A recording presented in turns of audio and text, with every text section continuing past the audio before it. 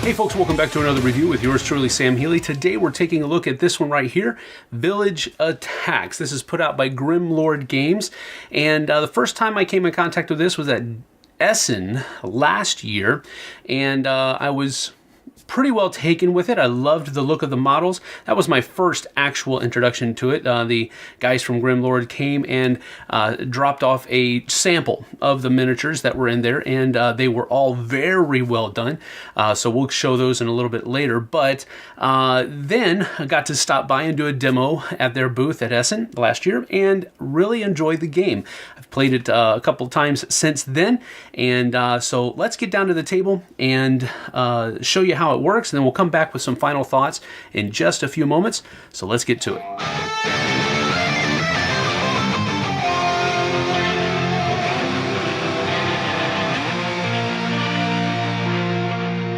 So in Village Attacks, each player is going to take on the role of a particular monster that is the bad guy, basically. And the villagers are trying to come and take out the bad guys, destroy the heart of the castle, whatever the scenario might dictate. The board is laid out in a modular fashion. Each of the, the game comes with a number of different kinds of tiles and stuff like that that are in the game, that with which you build the board, and they are all double-sided. So there is that. They have great artwork on them, very picturesque, thematic, what have you. And each round is split up into two different phases, or rather three different phases. There's the monster phase, where the monsters can move about their castle, attack the villagers, and so forth and so on, set traps, that kind of thing. And then there's the villagers phase, where the villagers are going to attack and then move. More villagers will be spawned. Sometimes town heroes will be spawned, or hunters. Hunters are a little bit, they're like buffed up peasants, basically. And town heroes are like mercenaries that have been hired to come in and deal with us, monsters. And then there's a cleanup phase where we kind of remove different kinds of effects and stuff like that off the board, and then we go back to the monsters phase. So let's talk about those things that you can do during the monsters phase. Now, as we start talking about the monsters phase, the first thing we probably need to do is explain the player boards. And so each player is going to have their own player board. As you can see, here's the Banshee one, and they have all the information that you need on the front of it, and then on the back of it, there is some basically, background information on the Banshee and that type of thing, or on the Lich, or whatever your character might be. So as you look at the player board here, there are a couple of different things. First of all, this is the player type. It is an arcane person. This is the number of experience points this monster needs to level up. This is the number of hit points that it has before it's knocked out. These are where different dice can be placed, and they are restrictive. Sometimes there are fewer movement or more movement. As you can see here, the Banshee has 3 spots for movement dice, whereas the Lich only has 2. So there's that type of thing. But you can reserve 3 dice for the Lich and defend with only 1. Here are some special abilities that you have at the beginning. For example, the Lich starts with Soul Arrow, which means that your first ranged attack can target any zone if you use a magic die to do that. Now, when you level up, once you have enough experience points to level up, you can either level up one of your already existent special abilities, or you can add new special abilities to your person. And then on a future turn, if you wanted to, you could also level these up to a second level as well.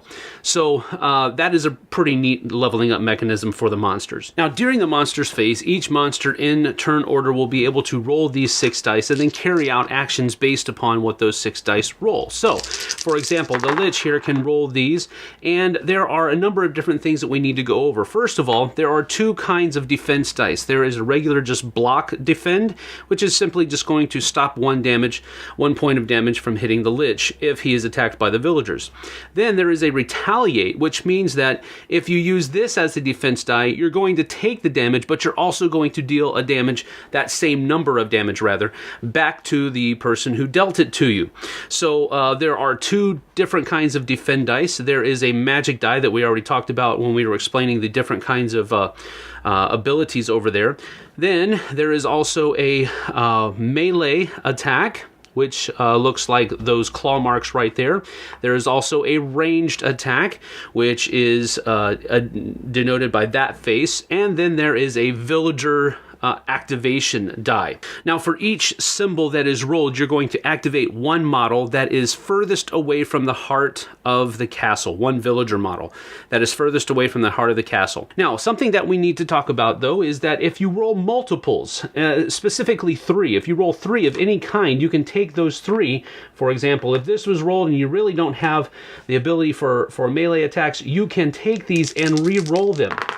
And then if something else happens where you have, for example, let's say that with that reroll, we actually came up with 3 defense dice. And you said, well, I don't really want defense either. You can then take those and reroll them. And you can continue doing that until you are satisfied with the roll that you have. The caveat being the only time you can reroll is if you have 3 or more of a certain face. Now, once you have settled on the roll that you wanted, you can use your dice to carry out actions on the board. But you are restricted to the number of things that are here. So you can hold 1 dice in defense. So you can go ahead and do that. I don't really mind right now if I take any damage, but if anybody does damage me, I want to damage them back. So I'm going to go ahead and put the retaliate symbol there. Then I'm going to use any other kind of dice face to move. So except for the villager activation, I can't use that one, but I'm going to use this to move. And then let's see, I'm going to use this one to move as well. So that would allow me to move 2. And then I would be able to reserve these 2 if I wanted to, but I don't really think I'm going to, because I'm going to use that right there in order to attack somebody anywhere on the board. And then maybe I'll save that so that when I do get into close combat, I can use that later on. Now with that 1 villager activation symbol that I did roll, I have to move 1 model that is furthest away from the heart of the castle. The heart of the castle is this purplish looking zone right here. So these guys are just 1, 2 away. These guys are 1, 2, 3 away. So definitely one of these villagers will simply move into that adjacent zone going towards the castle heart. Now the other dice that I rolled, I could, if I wanted to, I'm going to use my 2 movement dice to go 1. Actually, you know what? I'm going to go 1, 2.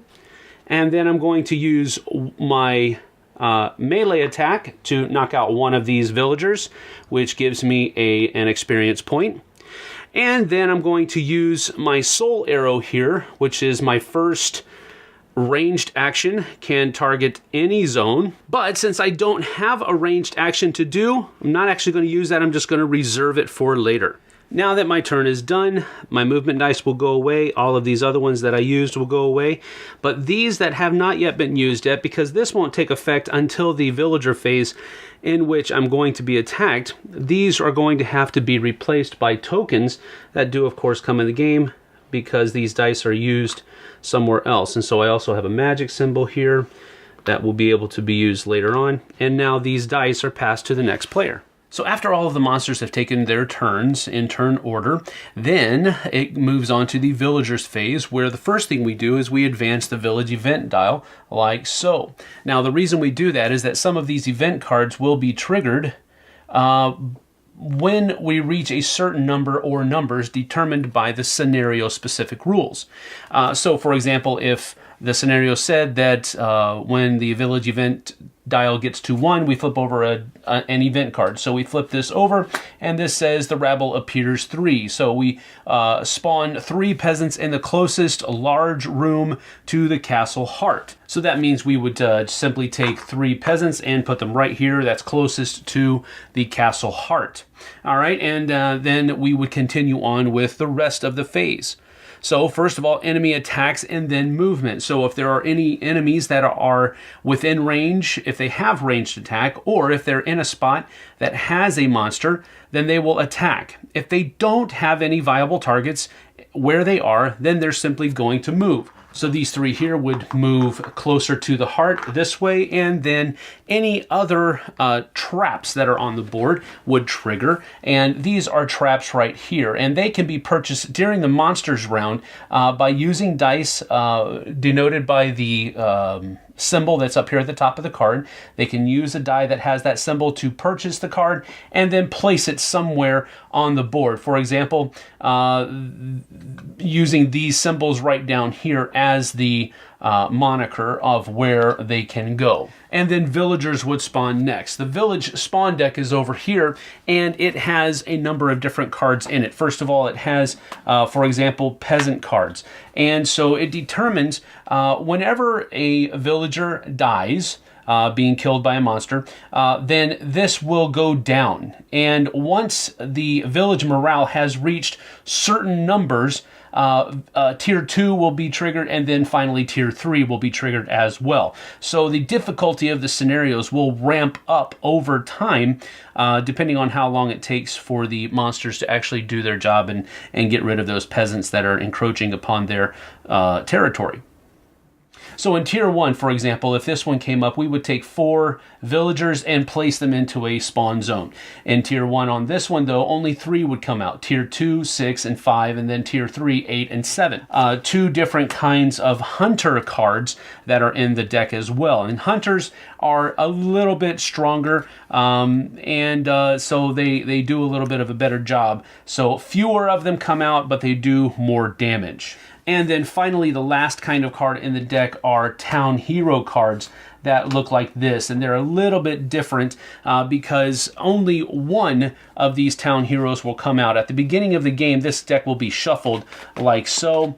And then whenever this deck, one of these different kinds of cards come up, on tier 1, it simply says that nothing is spawned. But tier 2, it means that a town hero will be spawned. So we would take and spawn that town hero. In this specific space, it's going to be the alchemist that comes out, which has 4 hit points, can move 2, does 2 damage, and has a range of 0 to 1. So this person actually has ranged attack. And then they also have a special ability down there at the bottom of the card that makes them just a little bit tougher. So when these guys come out, they're really nasty. Now, another thing that comes into play are these different type tokens that are here when we're spawning. If hunters come out, we have to spawn the hunters will be equal to one of the different players that are in. So right now the Banshee isn't in the game, so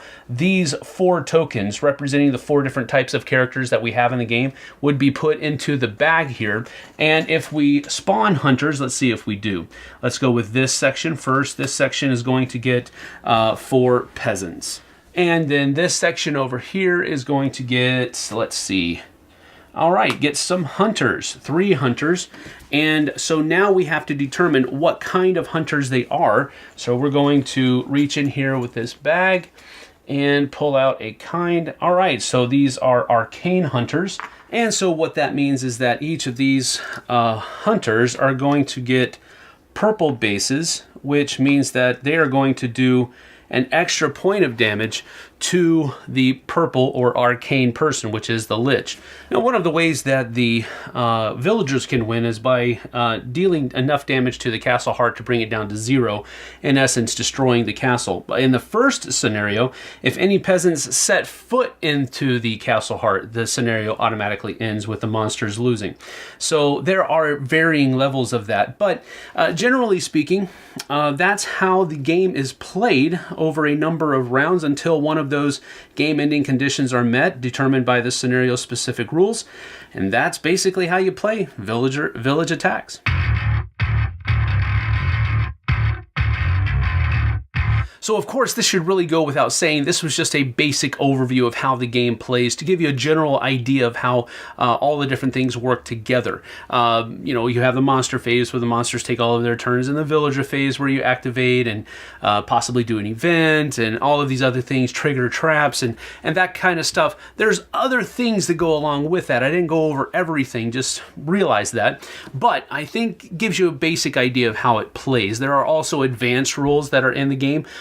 Things like is it daytime or nighttime, and there are other effects that the special abilities of the monsters will bring in. You can silence some people, you can actually stun other people, and there's a lot of different ways that you can interact in the game that I didn't go over. I just wanted to give you a basic overview. So just have that be the caveat. There's a lot more to the game than what I showed you, but that should give you a basic idea of how it plays. So with that having been said, let's go ahead and get into the pros of the game for me. First of all, the component quality and the artwork and all that kind of stuff is top notch. They did a very good job graphically designing this game, and with the artwork and with making the player boards big enough so that it can hold the dice, and you can use your player board kind of like a worksheet almost, and the different special abilities, that type of thing. Everything works really well, and it doesn't take up as much table space as one would think that it would. And that's also a cool thing, because with games like this, they can kind of sprawl and kind of get out of control. And while there is definitely the potential for that to happen in this game, it doesn't happen so far. So the component quality is great. I do want to provide another caveat here, that the monster miniatures do not come pre-painted. Vernon painted those before I was able to get a hold of this and get a review, because that's just the way he is. But as we're talking about the miniatures here, we can go ahead and just take a look at them right now. They are amazingly done. Very good detail, especially for the size that they are, because they are a little small. Not terribly so, but they are small, but they look really, really good. And I like that there are different sculpts for each of the different tiers. There's not just one hunter model. There's not just one peasant model. That gets boring after a while, even if there are 3D miniatures on the board. Now, my second pro is the actual gameplay, because the gameplay is engaging. I like being able to roll dice and then be able to use the different faces of those dice to do different things throughout the course of the thing. It gives me, I guess you could say, freedom to enjoy other people's turns, because I don't have to put too much thought into what I'm going to do on my turn, because I can't really decide that until I roll my dice. The dice rolling mechanism, the re-rolling, the three, if you get 3 or more of a certain face, you can re-roll those. I really like that ability, because it does help mitigate some of that randomness that usually happens when you're rolling dice. So I like that. It's one of the strong points of that mechanism, because you do have some control, not a whole lot, but you do have some control over what you're going to do over the course of the turn. You can really stack up high on one thing, or you can kind of spread things out. So I like the dice rolling mechanism and the re-rolling mechanism of the gameplay. But back to the gameplay is that it's simple. It's really easy. There isn't a lot of downtime, because even though you do your action and then somebody else does theirs, we all have to pay attention to what's going on, because we are trying to work together to repel those villagers and hunters and town heroes. So we do have to coordinate really well, and I like that about that. The competitive and yet also cooperative version of the game, because we are wanting to level up. We want to kill those villagers so that we can level up our guy and become more powerful. But we want everybody else to as well. So we do kind of spread things out. I love the cooperative nature of the game a lot. I like the fact that there are variable player powers in the game, where each monster is different from the other one. It has a completely different set of special abilities, different ability to move, different ability to attack, different ability to reserve dice. Everything is different, and I love it when games do that, because it just makes the game a little bit more immersive for me. And then the final con has to do with the number of scenarios that the rulebook comes with. It comes with no less than 14 different scenarios. And while the first, 5 are really kind of meant to ease you into all of the different aspects of the game, that leaves you 9 different scenarios that you can work through, and I think that's a great thing. They do have an expansion already planned for it, so there's that as well. So you're probably going to be getting more scenarios, more town heroes, more monsters, just a number of different things that are coming in here. So I think that that's a great pro as well. The diversity and the playability, the replayability of the game. I like that a lot. Now, as far as some cons for the game, I think the length of the game might overstay its welcome for some people. It didn't bother me at all, and it hasn't really bothered any of the people that I've been playing with, but I can see how this possibly could get a little monotonous for some people. The box has a number of, let's see here, 30 to 180 minutes. So that is a half an hour to 3 hours. I haven't experienced a 3-hour game of this. I just got through looking through the scenarios, and most of them have an average of about average of about 60 to 90 minutes.